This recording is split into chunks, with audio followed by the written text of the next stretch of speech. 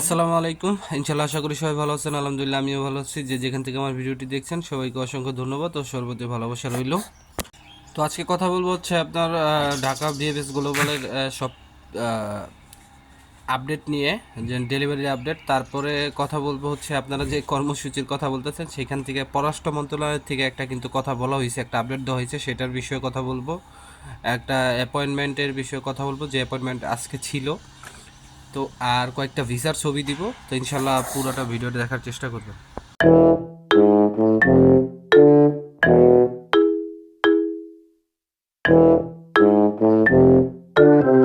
তো সব কিছুর জন্য আলহামদুলিল্লাহ। তো প্রথমে একটু যদি আমি আপনাদেরকে ভিএফএস গ্লোবালের আপডেটটা দিই, সেটা হচ্ছে 10 তারিখের আপডেট, গতকালকের ভিএফএস গ্লোবালের আপডেট।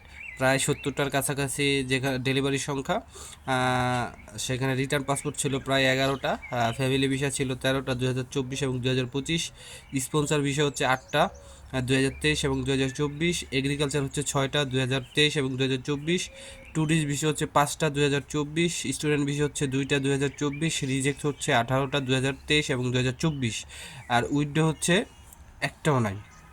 তো এর বাইরেও হয়তো আরও আপডেট আছে যেটা আমি হয়তো বা জানি না। তো এটা কিন্তু আমি আপনাদেরকে আগেই বলছি যে এইসব আপডেটের বাইরেও কিন্তু আরও আপডেট থাকে।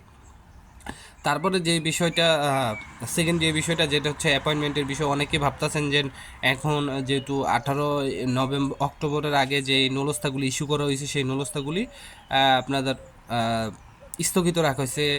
তো কাদেরগুলো রাখা হয়েছে, যাদের আপনাদের যারা ইমেলের মাধ্যমে অ্যাপয়েন্টমেন্ট করবেন তারাই কিন্তু শুধুমাত্র এই আগেরগুলোর অ্যাপয়েন্টমেন্ট পাবেন, আর 18 অক্টোবরের পরে যাদের নলস্তা ইস্যু করা হয়েছে তাদের জন্য কিন্তু নতুন করে অ্যাপয়েন্টমেন্টের সিস্টেম চালু করবে। তো অনেকেই ভাবতেছেন যে আপনার যে স্থগিত করা হয়েছে সেগুলোর অ্যাপয়েন্টমেন্ট হয়তো বা দেওয়া হবে না, আপনারা যারা ইমেল করছেন না। এই যে দেখেন, আমি স্ক্রিনে তো আপনারা দেখতেই পেলেন যে এটা হচ্ছে আজকে 11 মার্চের 9টা বাজে অ্যাপয়েন্টমেন্ট ছিল, ক্যাটাগরি ওয়ার্ক ভিসা, আর এটার আপনার অ্যাড্রেসটা ছিল নাফি টাওয়ার, যেটা ঢাকা অবস্থিত সেখানে। তো এটাও কিন্তু 14 বা 18 অক্টোবরের আগে ইস্যু করা নলস্তা, যার কিন্তু অ্যাপয়েন্টমেন্ট পেয়েছে। তারপরে সর্বশেষ যে বিষয়টা সবচেয়ে বেশি আজকে গুরুত্বপূর্ণ, আচ্ছা তার আগে আমি দুইটা ভিসার ছবি দেখাই, আপনারা দেখেন যে এই যে যে ভিসার ছবিটা দেখতেছেন, এই এই ভাইয়ের হচ্ছে ভ্যানিস সিটি থেকে জমা ছিল। তো আলহামদুলিল্লাহ তিনি ভ্যানিস সিটি থেকে তার ভিসা জমা ছিল এবং পাসপোর্ট সাবমিট করছে পর তিনি ভিসা পাইছে।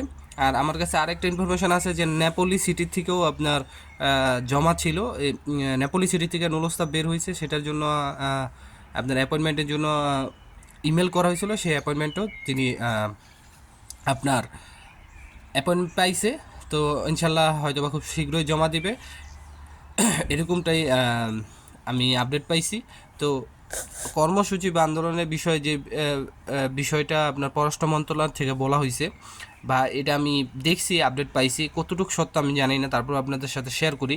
কোনো প্রকার আন্দোলন করা যাবে না, পররাষ্ট্র মন্ত্রণালয়ের নির্দেশ। আন্দোলনের কারণে যদি কোনো প্রকার ভিসা জটিলতা দেখা দেয় তাহলে এই দায়ভার পররাষ্ট্র মন্ত্রণালয় নেবে না। দেখছেন কি সুন্দর কথা কইছে। তারা সোজা কথা বলে দিছে, পররাষ্ট্র মন্ত্রণালয় এখন ইতালি ভিসা জটিলতা নিয়ে কাজ শুরু করেছে।